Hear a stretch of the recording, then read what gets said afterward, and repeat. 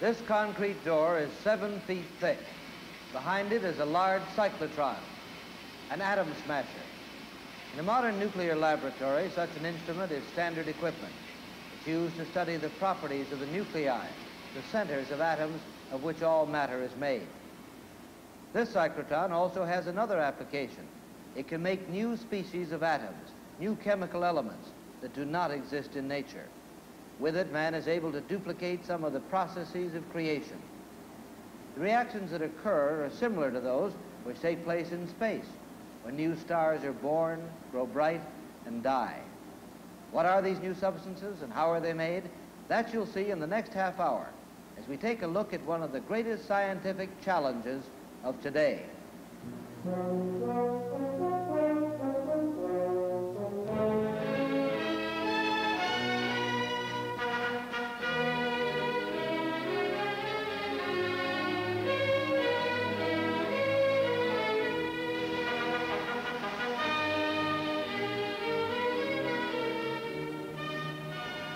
Challenge is produced through a grant from the United States Atomic Energy Commission's Argonne National Laboratory.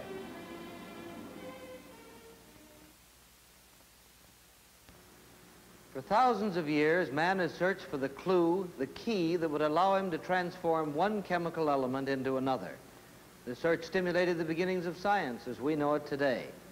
To change lead or mercury into gold, this was the dream of alchemists in their medieval workshops. Though never successful, they passed that dream along to succeeding generations. So even today, making new chemical elements from old ones remains one of the fundamental challenges for scientists who are working to understand the atom and its properties. This work is being done in many ways with nuclear energy. At the same time, it presents new problems. For instance, some of these newly created elements are highly radioactive. They must be handled behind thick, shielded walls in laboratories such as this one. But scientists no longer dream of changing lead or mercury into gold. These new substances are far more valuable than the gold the alchemists wanted to create. Why? Because they are potent sources of energy.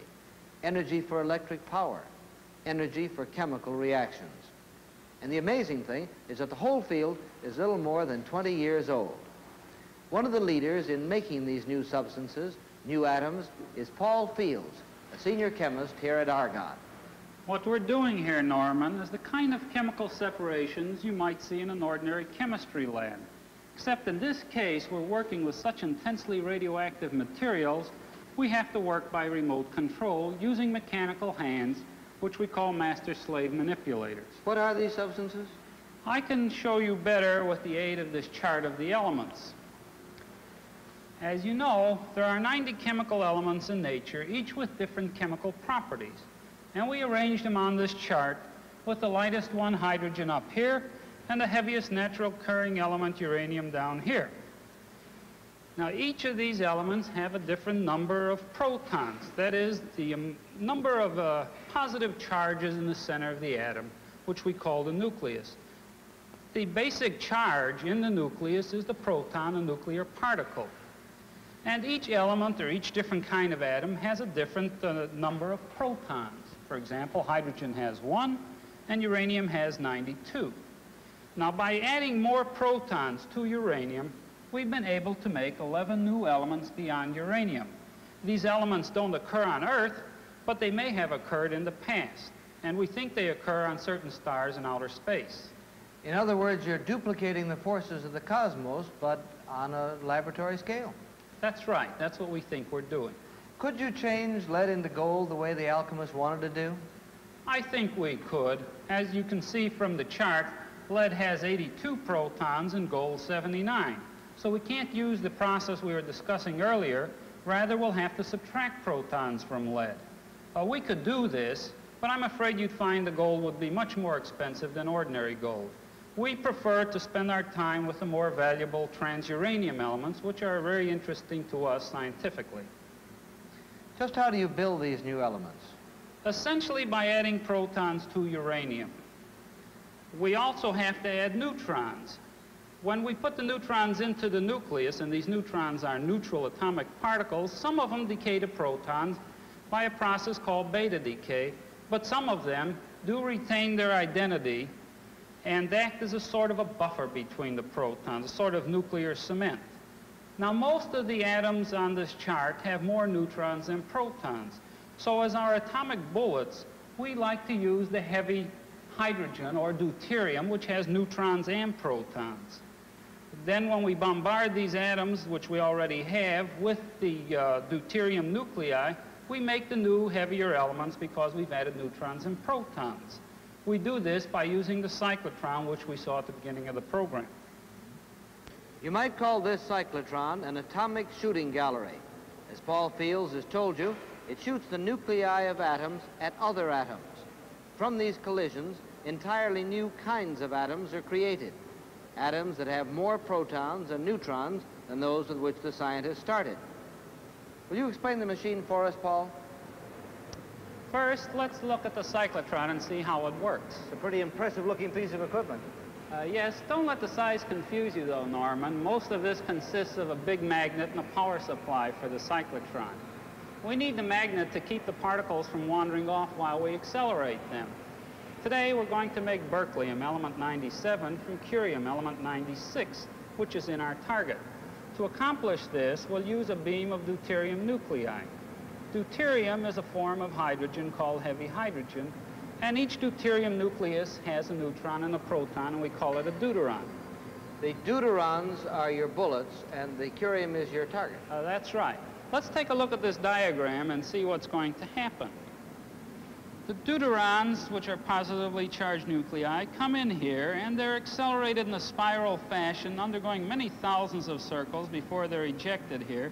This is accomplished in about a few trillionths of a second. The beam comes out here and actually goes down that long tube you see there and hits our curium target and makes berkelium atoms. Now, you mentioned accelerating the deuterons. How do you do that? Well, the deuterons come in here and enter these D-shaped electrodes. The magnetic field bends them and they arrive at this gap. This D-shaped electrode is charged negatively and attracts the deuteron. The deuteron gets a little kick in energy. The magnetic field then bends it again, and when it comes to this gap, this electrode is now negatively charged. The field is switched and it gets another kick. And by going around many thousands of times, the deuteron gets accelerated to about 20 million electron volts and then is ejected and goes down through this long tube. But at this time, the deuteron is traveling with about 15% of the speed of light when it goes into our target. Is this beam of deuterons you accelerate like a beam of light? In a sense it is, although it doesn't glow like light, unless the deuterons happen to hit the air molecules, which then glow. But to prevent this, you see, we confine the deuteron beam in these tubes, which are evacuated. And if the machine were running, you really wouldn't see anything out of the ordinary. You wouldn't see anything out of the ordinary, but you certainly wouldn't be here anyway because of the radiation. No, we wouldn't. The intensity of radiation here is very high. That's why we have the big walls to protect the operators. Let's go next door and see them setting up the curium target. Shall we check the target, John, and see if it's hot?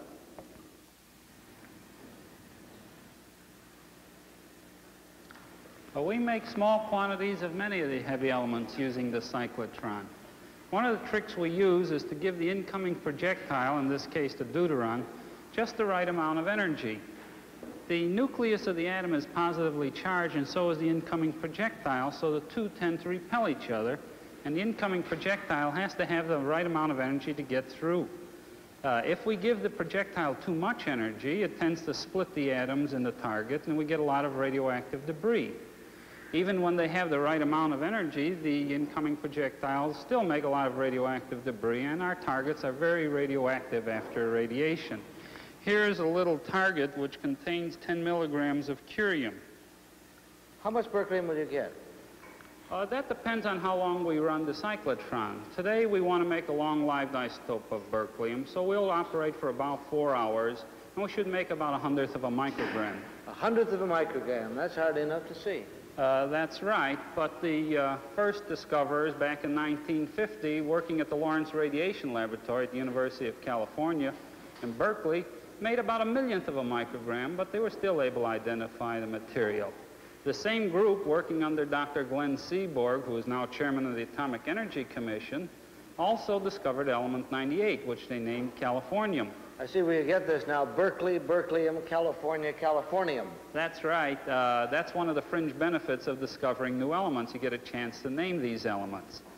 The cyclotron produces only small amounts of the elements. We actually make larger quantities now by irradiating in a reactor with neutrons using plutonium as a target. Today we're going to make an isotope of berkelium which we cannot make in the reactor. We want to study its decay scheme in detail. I see they've just about finished loading the target. We'd better leave before they turn on the cyclotron.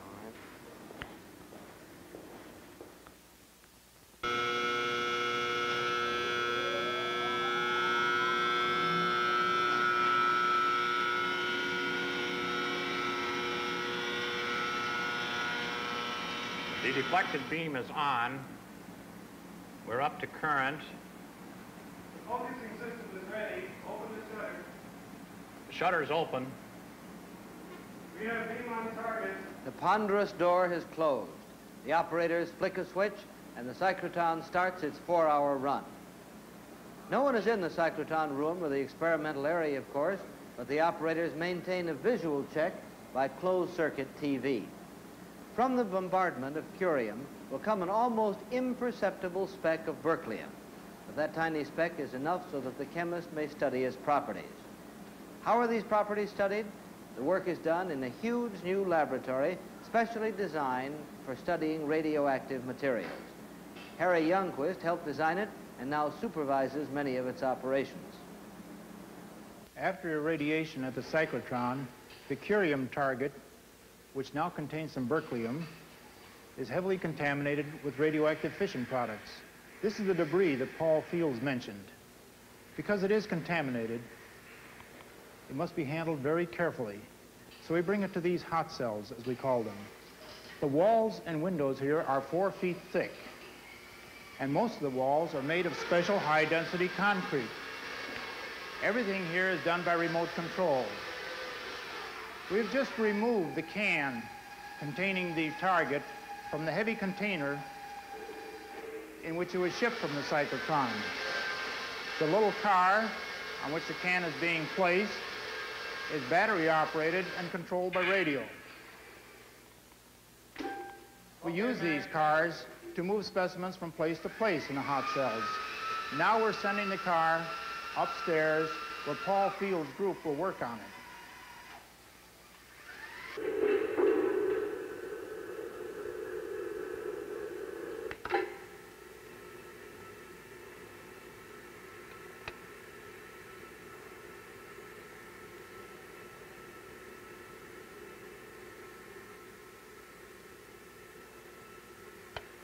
Take it up, Joe.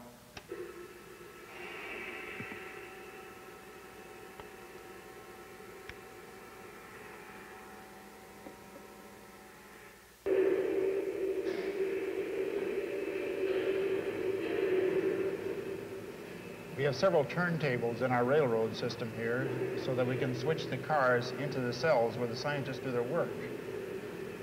You take very elaborate precautions, but the scientists still seem to have a great range of facilities.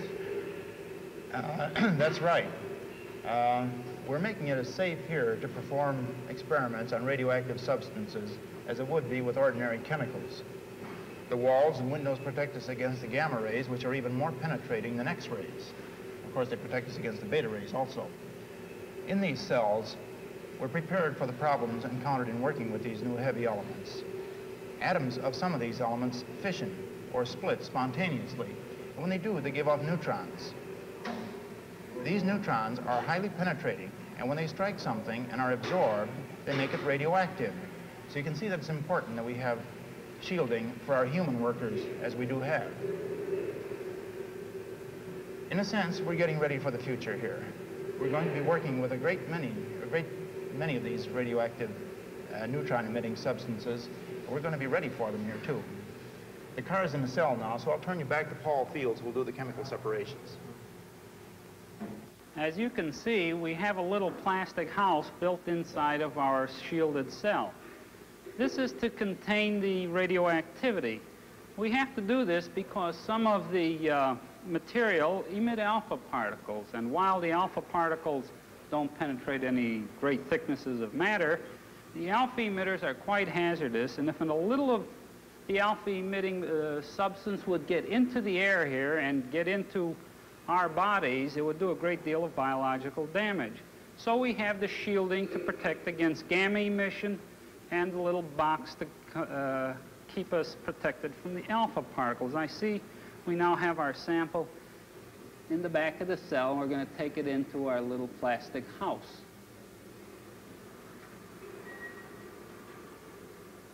I'll have to close the door to keep our confinement.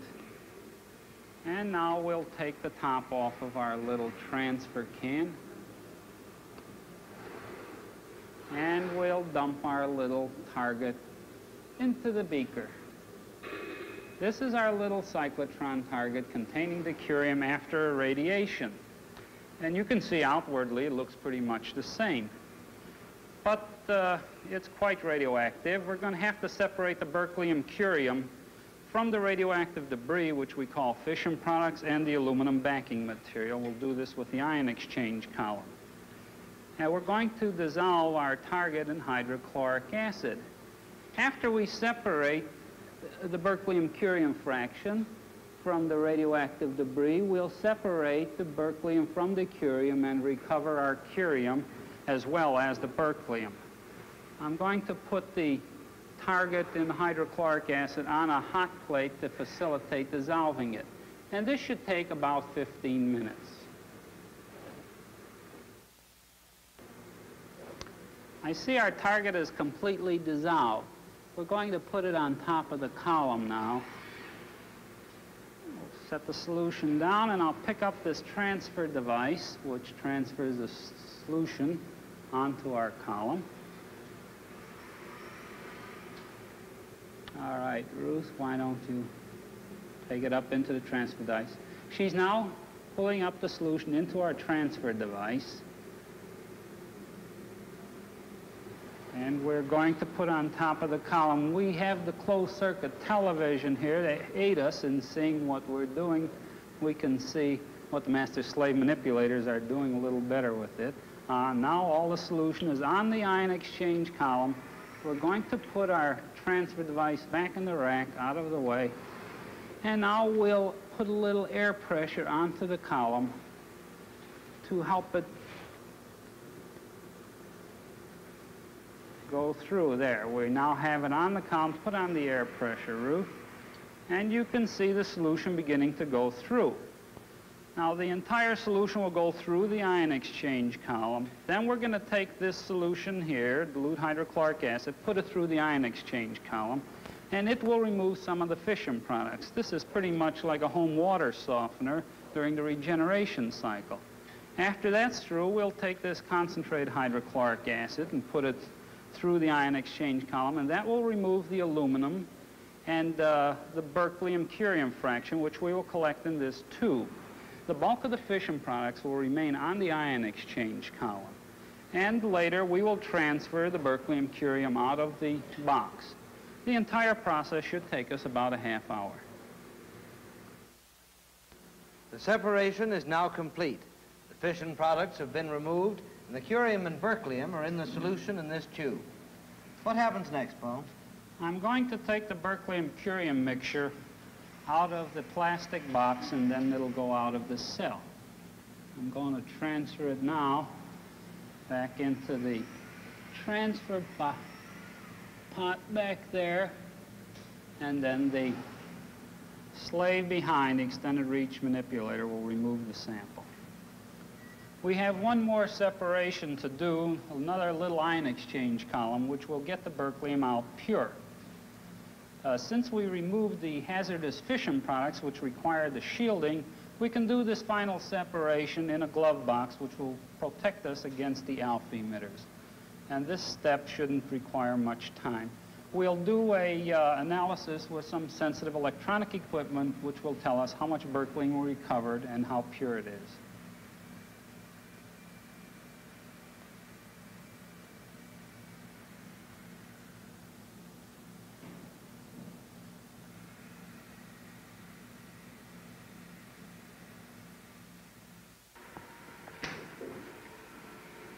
Okay, Noah, gamma activity.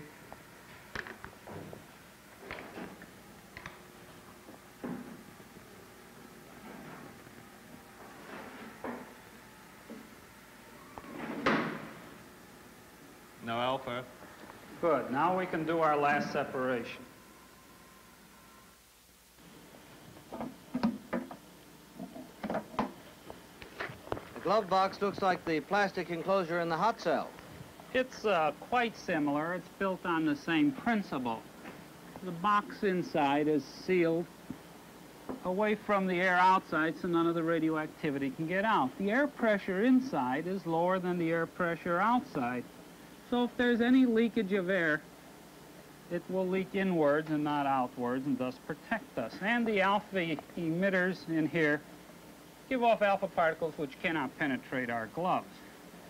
I'm going to put the berkelium curium solution on this little ion exchange column, which will separate the berkelium and curium. How much will you get?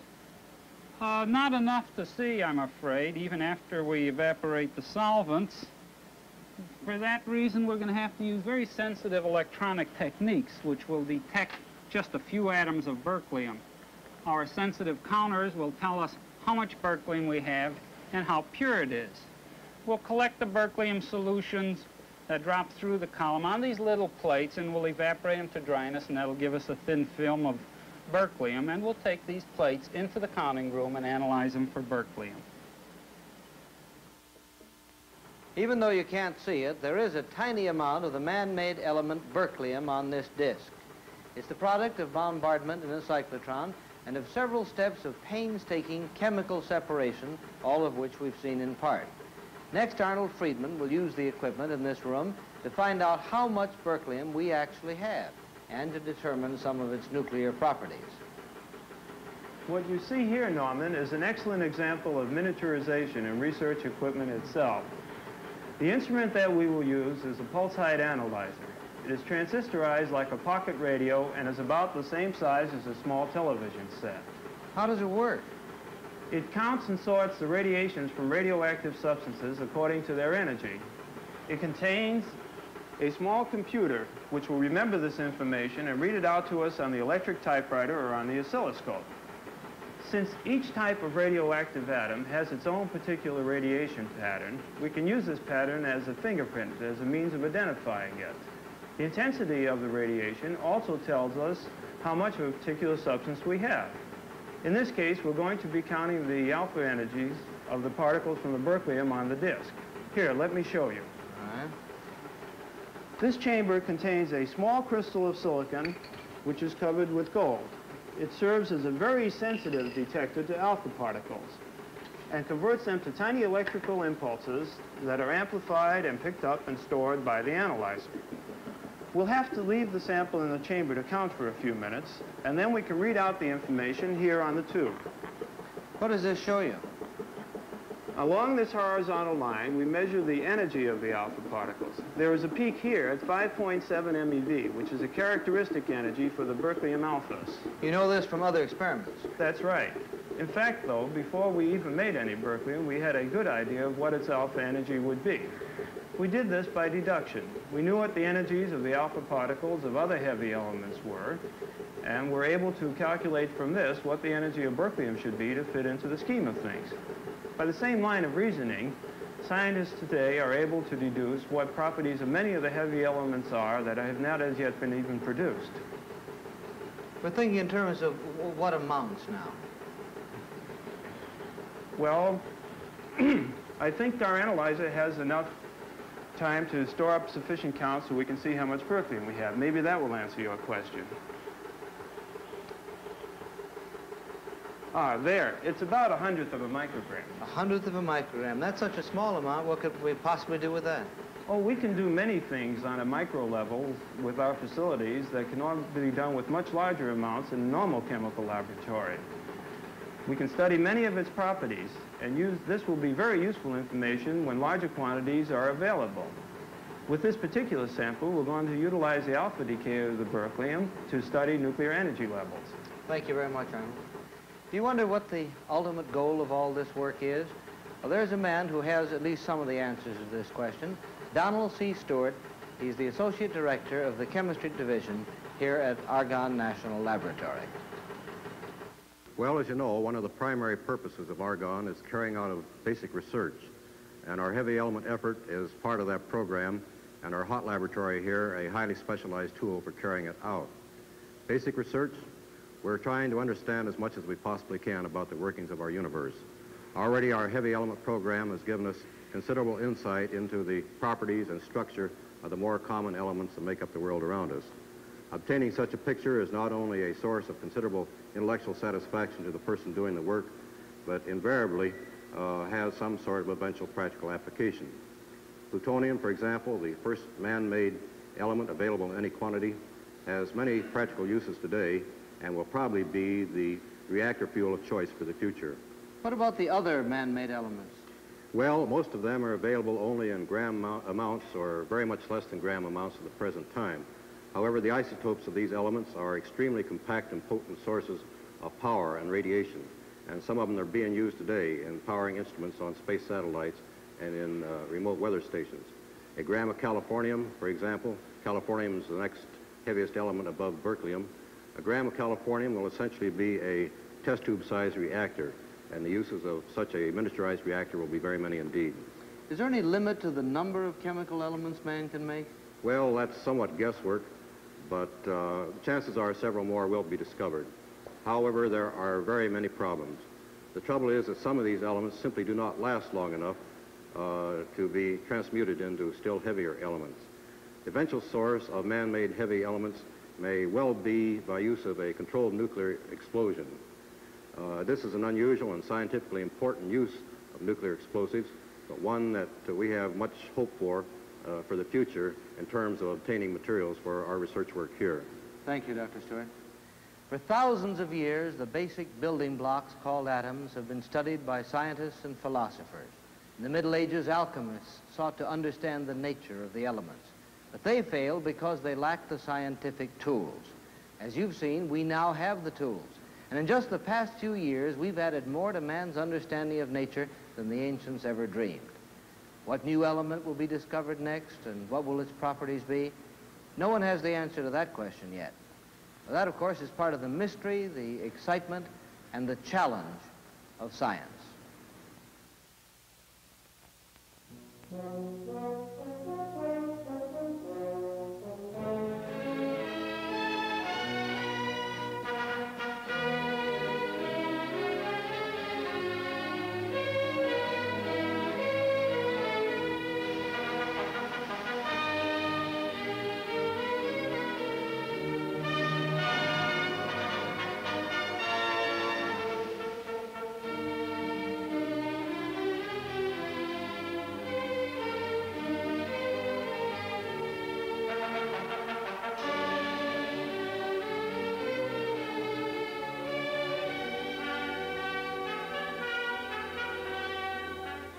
Challenge has been produced through a grant from the United States Atomic Energy Commission's Argonne National Laboratory.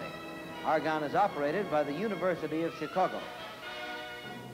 This has been a Ross McElroy production for National Educational Television.